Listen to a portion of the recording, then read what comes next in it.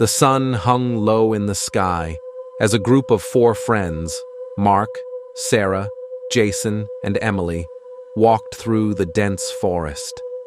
They had taken this shortcut before, a narrow dirt trail cutting through the woods, promising to shave an hour off their journey home. The trees loomed taller than usual, their branches intertwining to form a thick canopy overhead. The air was still, unnaturally still. And then, without warning, the forest grew silent. Jason was the first to notice it. "Guys, where's the path?" The dirt trail they had been following had vanished behind them, swallowed by the thick undergrowth. Panic settled in. They checked their phones. No signal. The forest was the same, yet different. The trees seemed older, the air heavier, carrying a strange, distant scent, like burning wood mixed with something metallic.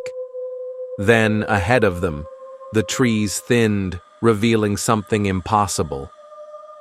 They stepped forward, emerging from the trees into an old-fashioned town square. The cobblestone streets were lined with vintage cars, the kind seen in black and white movies. The buildings had signs painted in faded lettering: general store, barber shop, pharmacy.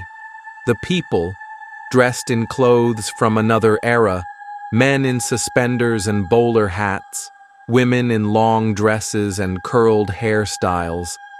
And then, the whispers began. Emily clutched Mark's arm. "Something's wrong. They're staring at us." The townspeople weren't just watching, they seemed afraid. An elderly man sitting on a bench tipped his hat slightly, eyes narrowed.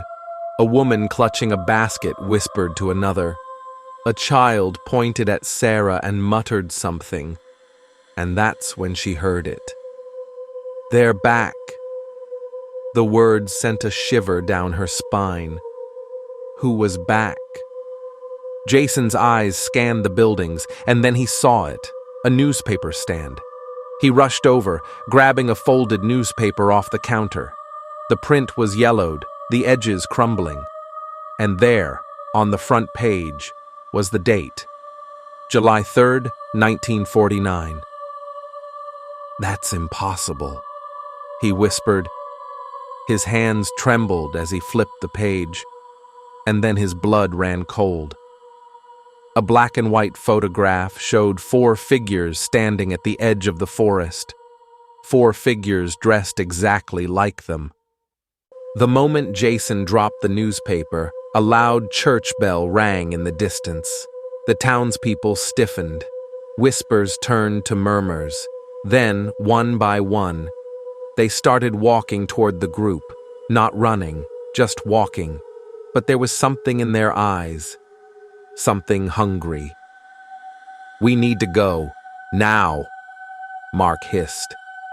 They turned and ran, sprinting back toward the forest, their hearts pounding.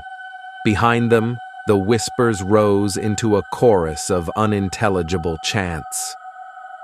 They crashed through the undergrowth, branches whipping against their faces.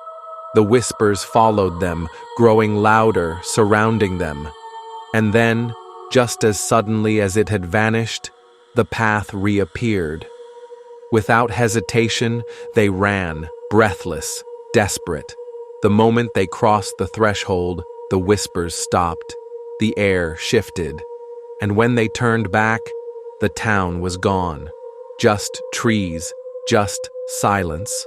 But on the ground, at their feet, lay the old newspaper, dated 1949. They never spoke of it again.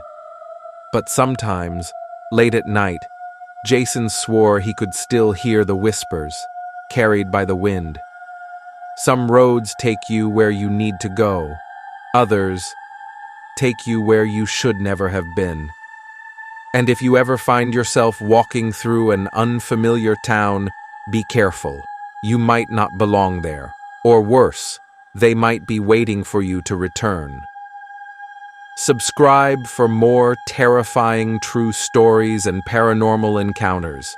And remember, the past never truly stays in the past.